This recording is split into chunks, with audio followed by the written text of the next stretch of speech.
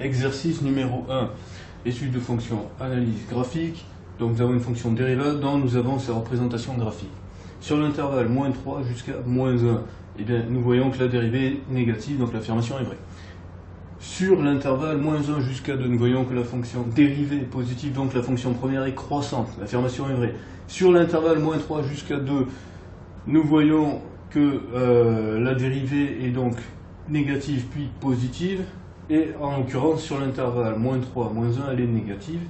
Or, f de 0 égale moins 1, donc f de moins 3 est forcément inférieur à moins 1, l'affirmation est fausse.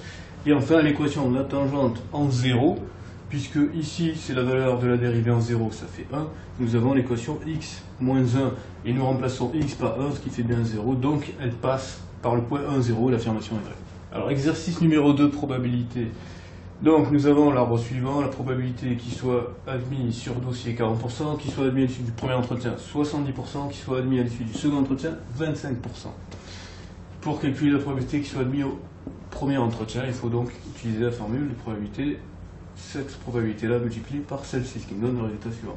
Ensuite, pour la probabilité qu'il ne soit pas du tout recruté, ça veut dire que soit son dossier a été refusé, soit il a échoué le premier entretien, soit il a échoué le second entretien, d'où les calculs suivants.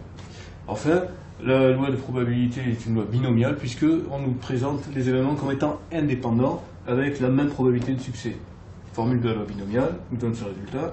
Ici, on passe par le complémentaire, ce qui nous donne ce résultat. Alors, exercice numéro 3, étude de fonction. Nous allons étudier cette fonction définie sur l'intervalle 1 plus l'infini, et la première question, déterminer sa limite. Les résultats de cours classiques nous donnent ces valeurs-là et nous permettent d'affirmer que la fonction a une limite qui est 0. Ensuite, un calcul rapide de dérivée nous donne cette dérivée qui est strictement positive sur l'intervalle considéré.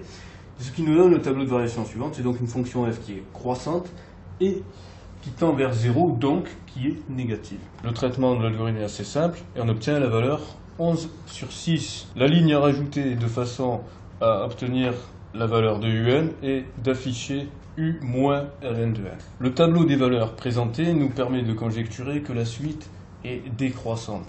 Alors pour l'exercice 3, les parties suivantes. Nous allons étudier la suite qui est ici. L'algorithme, le résultat pour n égale 3 que vous devez trouver, c'est 11 sixièmes. La dernière ligne qu'il faut rajouter pour afficher la suite un, c'est u moins ln. On affecte à u moins ln et on affiche le nouveau u, ce qui nous donne un. Les valeurs du tableau nous incitent à conjecturer que la suite est décroissante. Et maintenant, nous allons trouver ces résultats. Donc, ici, nous avons cette suite. Nous calculons le terme suivant. Puis, nous faisons la différence. Et nous obtenons, ici, la fonction fn de la partie A. Petit rappel, ln de A sur B égale ln de A moins ln de B. Donc, on en déduit, d'après la partie A, que la fonction f était négative. Et donc, que la suite est décroissante, puisque un plus 1 moins un est négatif. Ensuite, nous passons aux majorations.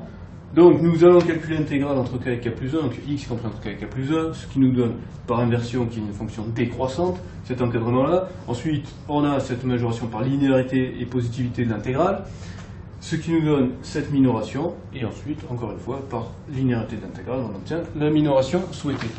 Alors, partie C, deuxième partie de l'exercice numéro 3. Nous calculons cette intégrale qui nous donne l'inégalité numéro 1.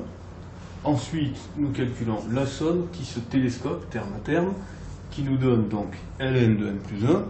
Puis, par la majoration, nous en déduisons la majoration de la somme, majoration de ln de n plus 1, ce qui nous donne par soustraction une minoration de la suite un. Donc, d'après la partie précédente, nous avions montré que la suite un était décroissante. On vient de montrer qu'elle est minorée par 0.